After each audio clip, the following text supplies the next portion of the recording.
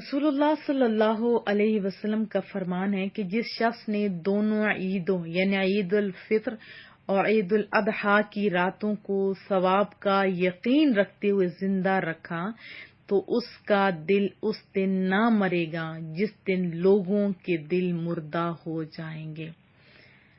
ترغیب و ترہیب میں ہے، مانا کہ یہ ضعیف احادیث میں اس کا شمار ہوتا ہے، لیکن راویوں میں کہیں ضعف ہوتا ہے۔ اعمال کے لحاظ سے تو اس کا بڑا مقام ہے نا، اور قربانی اچھے طریقے سے کرنے کی کوشش کریں، بہترین سا جانور لے کے۔ رسول اللہ صلی اللہ علیہ وسلم کا فرمان ہے کہ 10 ذوالحجہ کے دن جانور کا خون بہانے سے بڑھ کر اللہ تعالیٰ کے ہاں بندے کا کوئی عمل بہتر نہیں ہوتا۔ یہ قربانی کے جانور قیامت کے دن اپنے سینگوں، کھروں اور بالوں سمیت آئیں گے۔ خون کے زمین پر گرنے سے پہلے اللہ کے ہاں اس کا ایک مقام ہوتا ہے، لہذا تم یہ قربانی خوش دلی سے کیا۔ اور یہ بھی ذہن نشین رہے کہ بہتر ہے ذوالحجہ کا چاند نظر آنے سے بیشتر اپنے بال اور ناخن کاٹ لے اور چاند نظر آنے کے بعد نہ کاٹے۔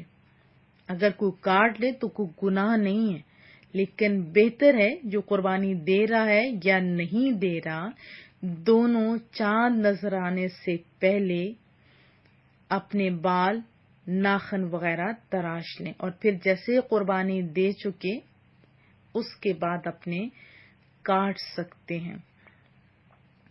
تو ان 10 دنوں میں ہر نیک عمل کا اجر و ثواب دوسرے دنوں کی نسبت زیادہ ہوتا ہے، اور پہلے 9 دنوں میں سے کسی بھی دن روزہ رکھنا یہ بھی اچھی بات ہے۔ اور پھر ہم نے اور کیا سیکھا تھا، ذوالحجہ کے روزے کی فضیلت بھی میں نے آپ کو بتائی تھی۔ تو ان راتوں میں، ان دنوں میں آپ نے زیادہ سے زیادہ عبادت کرنے کی کوشش کرنی ہے۔ تو کیا میں توقع رکھوں؟ اور نیک اعمال کے ساتھ ساتھ میں نے آپ کو بتایا کہ ہم نے اپنی برائیوں کو بھی دور کرنا ہے، اسپیشلی جو لڑائیاں، جھگڑے، خون ریزیاں جو بہت بڑا گناہ ہے، اس سے بھی بچ کے رہنا ہے۔ صحیح بخاری میں حضرت ابو بکر رضی اللہ تعالی عنہ سے روایت ہے، رسول اللہ صلی اللہ علیہ وسلم نے فرمایا، زمانہ گھوم کر اسی حالت پر آ گیا جیسے اس دن تھا جب اللہ رب العزت آسمانوں اور زمین کو پیدا فرمایا تھا۔ سال کے 12 مہینے ہیں اور ان میں سے 4 حرمت والے یعنی عزت احترام والے ہیں، 3 تو اکٹھے ترتیب کے ساتھ ہیں نا، یعنی ذوالقعدہ، ذوالحجہ، محرم، اور 4تھا مہینہ رجب والا ہے جو جمادی الثانی اور شعبان کے درمیان میں۔ جامع ترمذی میں ہے، حضرت ابو ہریرہ رضی اللہ تعالی عنہ راوی ہیں، رسول اللہ صلی اللہ علیہ وسلم کا فرمان ہے کہ اللہ تعالیٰ کے ہاں عام دنوں کے مقابلہ میں 10 ذوالحجہ کی عبادت زیادہ محبوب ہے۔ 10 ذوالحجہ کے ایک دن کا روزہ عام دنوں کے 1 سال کے روزوں کے برابر ہے، اور 10 ذوالحجہ کی ایک رات کی عبادت لیلۃ القدر کی عبادت کے برابر ہے۔ اسی مہینے میں آپ کو پتہ ہے حج ہوتا ہے، اور اسی مہینے کے اندر اسلام کو مکمل کیا گیا۔ کیسے؟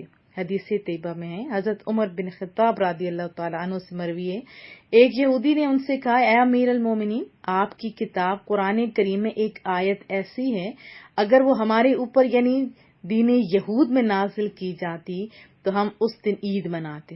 حضرت عمر رضی اللہ تعالیٰ عنہ نے اس یہودی سے پوچھا کہ کون سی آیت؟ یہودی نے کہا، الیوم اکملت لکم دینکم واتممت علیکم نعمتی ورضیت لکم الاسلام دینا، جس کا معنی مفہوم یہ ہے کہ آج میں نے تمہارے لیے تمہارا دین مکمل کر دیا، تم پر اپنی نعمت پوری کر دی، اور تمہارے لیے اسلام کو بحیثیت دین پسند کر لیا۔ حضرت عمر رضی اللہ تعالی عنہ نے اس سے فرمایا، ہم اس دن کو خوب جانتے ہیں اور اس جگہ کو بھی اچھی طرح سے۔ یہاں یہ آیت رسول اللہ صلی اللہ علیہ وسلم پر نازل ہوئی، یعنی یوم عرفہ 9 ذی الحجہ بروز جمعہ تھا، میدان عرفات میں وقوف فرما رہے تھے۔ تو یہ دن، یہ راتیں بڑی پیاری ہیں۔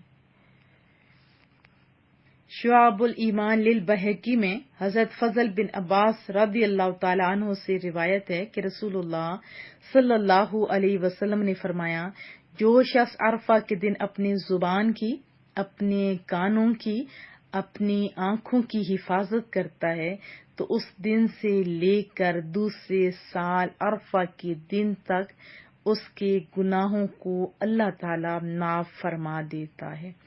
ہمیں ہر روز ہی ایسا کرنا چاہیے، لیکن اسپیشلی اس دن کو لازماً ہر برائی سے بچنے کی کوشش کرنی چاہیے۔ حضرت انس بن مالک رضی اللہ تعالی عنہ سے مروی ہے کہ حج کے 10 دنوں میں سے ہر دن کو 1000 دنوں کے برابر، جبکہ عرفہ کے دن کو 10,000 دنوں کے برابر سمجھا جاتا تھا۔